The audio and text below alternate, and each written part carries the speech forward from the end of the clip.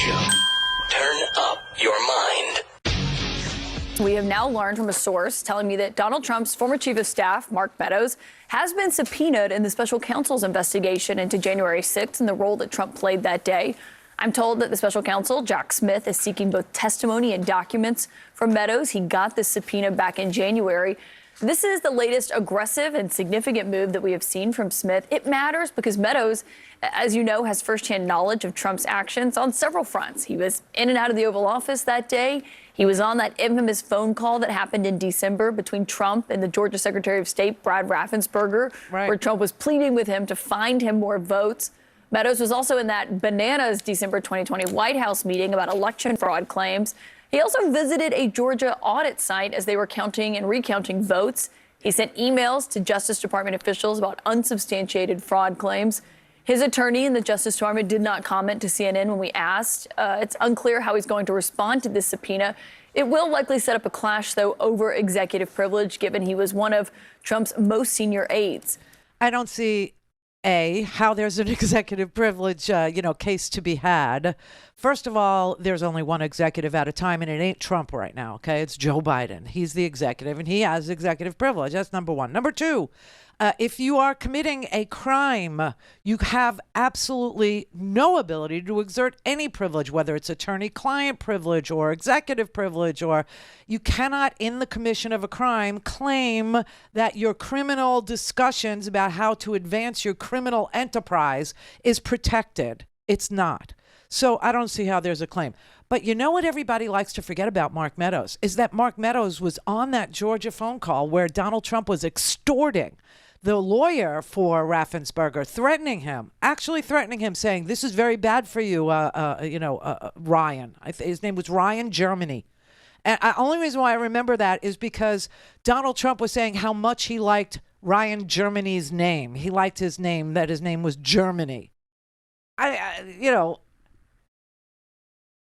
Love Hitler, like Hitler, I say love. But it was really creepy. And Mark Meadows was on that phone call. Mark Meadows went down to Georgia. Mark Meadows saw the counting room. Mark Meadows knew there was no fraud. Mark Meadows was the carrier of the messages of Rudy Giuliani and Sidney Powell to Bill Barr at the Department of Justice. So Mark Meadows got subpoenaed by Jack Smith, who is looking into two issues, not just January 6th, but he's also looking into the pilfering of documents, okay, the stealing of documents and the cover-up of the theft of the documents, which is always how Trump gets caught. That's how Trump got caught in the Mueller report, too. He didn't get caught colluding as much as we know that Russia interfered. That we know, because there were 13 indictments of Russians. One of them is this CEO of the Wagner mercenaries, Prigozhin, right? He was running the troll farm in St. Petersburg that was inundating us with, disinformation, misinformation, lies about Hillary Clinton, about, Pizzagate, about Hillary Clinton being, sickly and dying and having pneumonia and all this crap. It flies and sulfur and they smell like sulfur. And just all that crap was coming from Prigozhin's troll farm. But Meadows knew all this. He knew every little bit of what I just said to you. Up close and personal he was. And he still looked the other way. If not, look the other. Listen, this is what Cassidy Hutchinson testified to. Do you remember Cassidy Hutchinson's testimony with regard to Mark Meadows? I'll play you just a brief little, jog for your memory. Ms. Hutchinson, do you remember Mr. Giuliani meeting with Mr. Meadows on January 2nd, 2021? I do. He met with Mr. Meadows in the evening of January 2nd, 2021. And we understand that you walked Mr. Giuliani out of the White House that night. And he talked to you about January 6th. What do you remember him saying? As Mr. Giuliani and I were walking to his vehicles that evening, he looked at me and said something to the effect of, Cass, are you excited for the 6th? It's going to be a great day.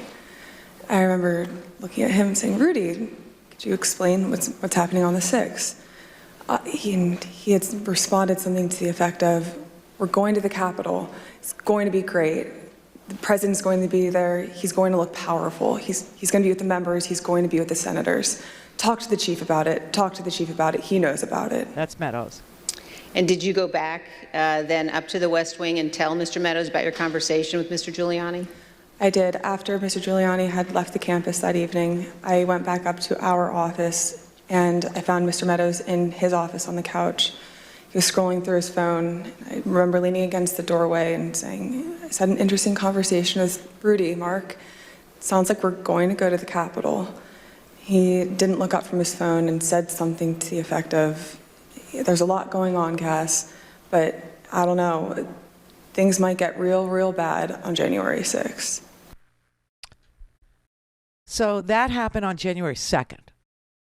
That conversation with Cassidy Hutchinson and Rudy Giuliani telling Cassidy Hutchinson, we're going to the Capitol. The president's going to look really powerful. He's going to be with the House. He's going to be with the Senate. After Rudy Giuliani was all over Fox News, Sidney Powell all over Fox News, Jenna Ellis all over Fox News saying this is that Trump won in a landslide and feeding the grievance, feeding the fire, feeding the violence, inciting it, supporting it, telling people they had every right to get violent, sowing so much distrust for what was a free and fair election in the systems, in the checks, in the balances, in the certification process of what was a free and fair election held in 50 different states with 50 different secretaries of state certifying 50 different elections as being free and fair elections, because that's the way the United States is. You can't even rig an election in the United States because each and every state has its own election.